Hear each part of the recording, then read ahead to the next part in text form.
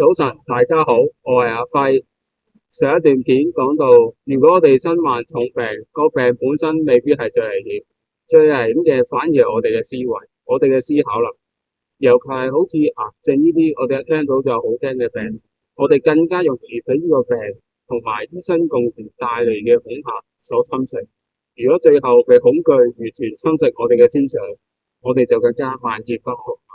所以一開始第一步，我哋就係要保持清醒嘅頭腦，以良好嘅思維能力去做每一步嘅決定。上一集同大家分享咗點樣決定用咩方法去醫治，因為醫治方法對我哋以後嘅人生會係點有好關鍵嘅影響。今集我哋再深入多一步，喺做決定用咩方法之前，不妨深入了解一下傳統西醫同自然療法，佢哋各自底層嘅邏輯思維究竟係啲乜嘢？佢哋醫治嘅邏輯究竟係建基於喺咩嘅上面呢？要了解傳統西醫嘅邏輯思維，容許我先由我之前喺醫護委員會同醫生開會嘅時候聽到佢哋問嘅一個問題去講起。我好記得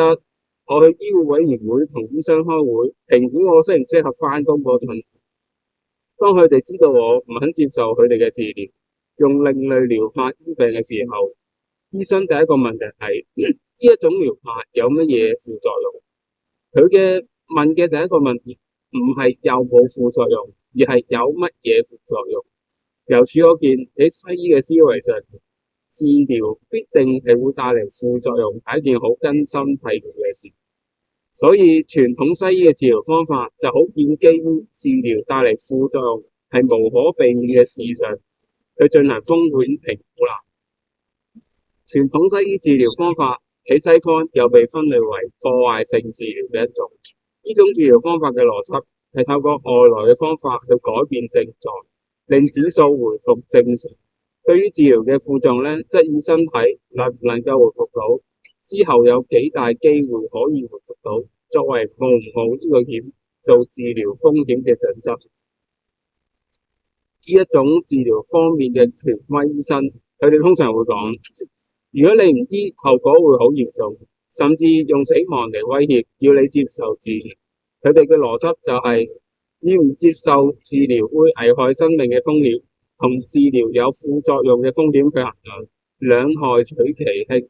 但係唔醫嘅風險會死亡。呢個世界上究竟又有啲乜嘢係比失去生命嘅風險仲要更加大嘅呢？所以喺呢一種情況下，我哋冇得選擇，迫於無奈唔想死啊嘛，咁就唯有去下一個下層，接受有副作用嘅治療。原則上，佢哋嘅治療會改變症狀，但同時亦都會對你嘅身體造成破壞。佢哋覺得你夠年輕可以回復到，生存率高，治療就可以進行。佢哋條數就係咁樣計法。但問題係治療重症好似癌症呢啲咁，治療係咪就一定要帶嚟副作用呢？係咪就一定要以破壞性嘅治療方法先行得通呢？又或者我哋再睇下原始點等呢啲自然療法，佢哋治療方法嘅邏輯思維又係點樣？簡單啲講，其實就係相信我哋嘅身體天生就有好強大嘅自我修復能力，只係我哋後天唔識點樣去對待佢，仲要嚴重破壞我哋嘅身體，甚至跟從現代錯誤嘅醫療方法越做越錯，令身體再進一步被破壞，最後去到萬劫不復嘅地步。其實呢個時候，身體只係暫時喪失修復嘅能力。我哋要做嘅所有嘢，其實都係俾足夠能量我哋嘅身體，並且重新啟動身體嘅自我修復能力，即係回復翻原廠設定咁解。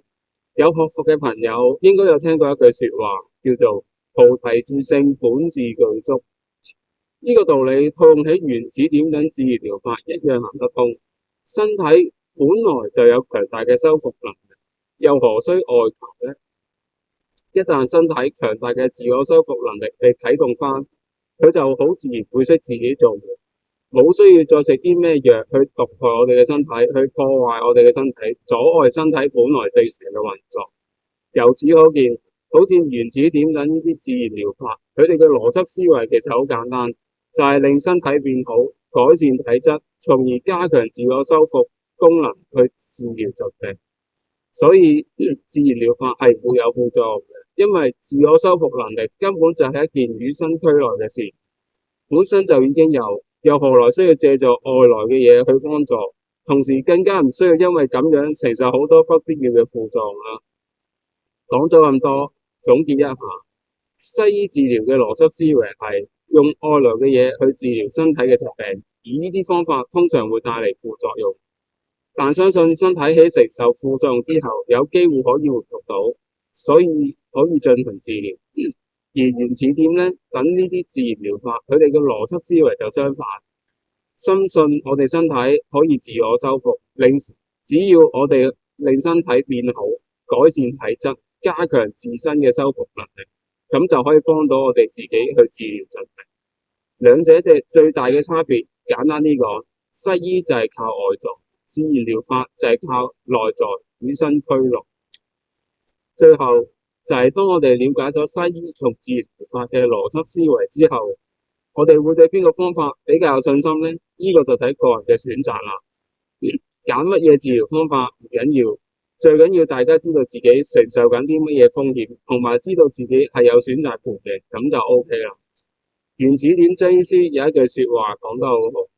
你有種將自己身體摧殘到而家呢個地步，你就要有本事將身體搞翻好佢。我哋自己嘅身體當然就係由我哋自己負責啦。迫不得已、無可奈何先至要交俾醫生救命啫嘛。但其實我哋絕大部分嘅情況根本就未走到去呢一個地步。好啦，今日我就分享到呢一度，下次再同大家傾過啦，拜拜。